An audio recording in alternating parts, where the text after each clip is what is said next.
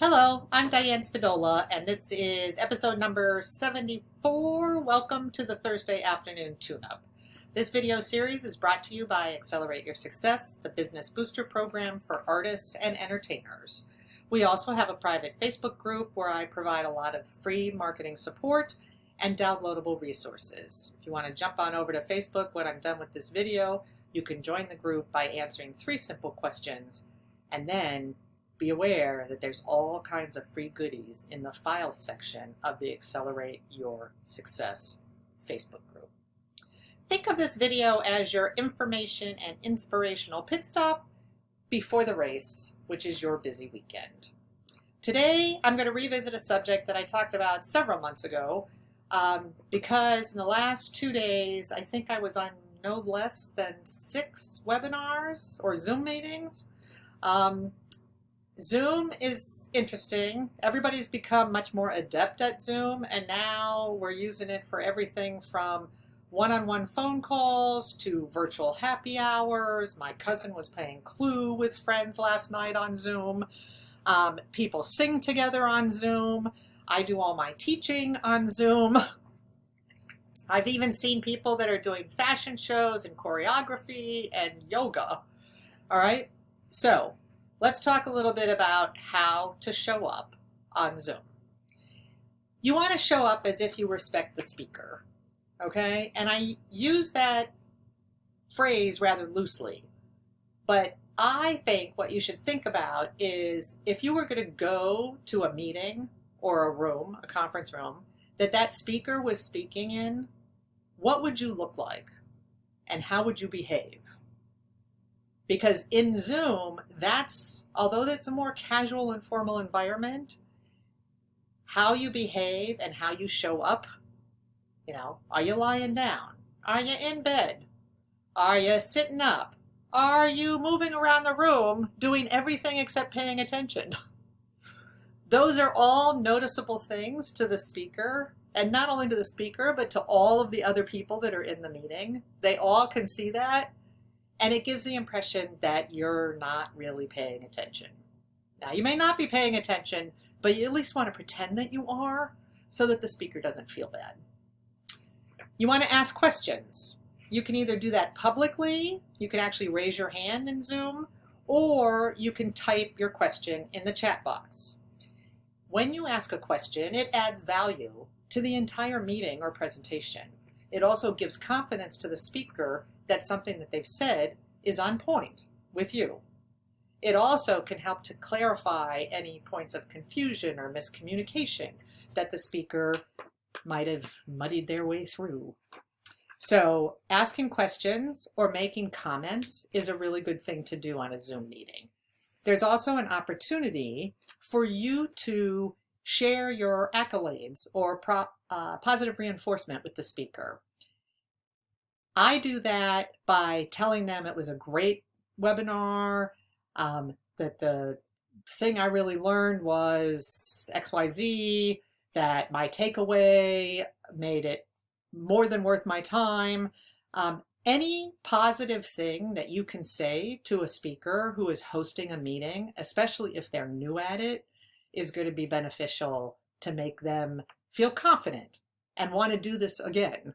And since Zoom meetings are really all we have right now, you want the people that are doing the teaching or have an understanding of policies or procedures or operations, somebody that has something to teach you that's important for you to know, you want them to be able to go on Zoom and feel comfortable.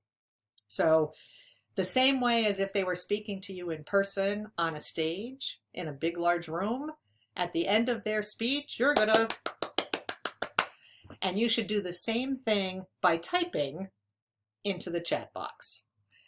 So I encourage you to be yourself, because having a video camera in your face is not natural for any of us, unless you happen to be a celebrity that I'm unaware of. But at the same time, you want to be professional. Yes, it's your home, or your office, or your garage, or your basement, or maybe even your bedroom. And you may have a dog, or a cat, or a kid on your lap. But you need to be respectful of whether you want to see total strangers seeing how you're interacting with that other member of your family. Yelling at them, swearing at them, uh, gestures that are not complimentary are not really things you want to be seen doing on a Zoom call, especially if it's recorded. And above all, and I'm really sorry I even have to say this, please do not take your phone, your laptop, or any handheld device with a camera on it into the bathroom while you're on the call. For any reason. Nobody wants to see that.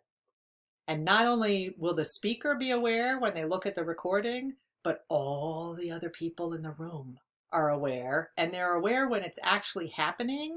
Speakers usually are too focused on their slides or their presentation or what they're trying to convey. But I've had people call me and tell me that students in my webinar took the webinar into the bathroom. So if you think people can't see you, they really can. Okay, now just some logistics. You want to have the camera at the same height as your head, and that way people are not looking up your nose, and they're also not looking underneath your chin. If you have your laptop in your lap and the screen or the camera is angled towards you, what you're getting is this, which for some people might be okay, but for most of us, it's really not. Don't have a window or a bright light behind you. Instead, put the window behind the camera or the bright light behind the camera or above the camera, if you will. I have a little ring light that clips on to the actual screen of my laptop, and I can turn it on or off. I can make it brighter. But it allows me to get some light and eliminate the shadows that are on the front of my face, because people need to be able to see my mouth moving and my facial expressions in order to understand what I'm saying, especially if you're on a meeting with a global audience where not everybody speaks English as their primary language. Take notes. Say hello to friends in the chat. You don't have to be strangers, and this is a wonderful opportunity to exchange personal information so that you can contact each other later, especially if you're on a Zoom networking call or you're in a Zoom class and there's somebody that says something or adds a tidbit of information that you want to learn more about. That's the time when you ask for their contact information, and you can do it using the private chat, or you can post it publicly and then everybody that's on the call can receive that information. Clean and casual is the way you want to dress from the waist up, okay? From the waist down, nobody really cares. So you can wear your sweatpants, you can wear your pajamas, you can stand there in your dripping wet bathing suit. But from the waist up, again, keep in mind that these are recorded and that people are going to see them. And if you're a party entertainer or an artist, you're leaving a digital footprint regarding the way you appear on Zoom calls. And it's something that you just want to be aware of, because that will live long on the internet. And all of those other people, whether it's 5 people or 10 people or 100 people on the Zoom call, are going to see how you show up.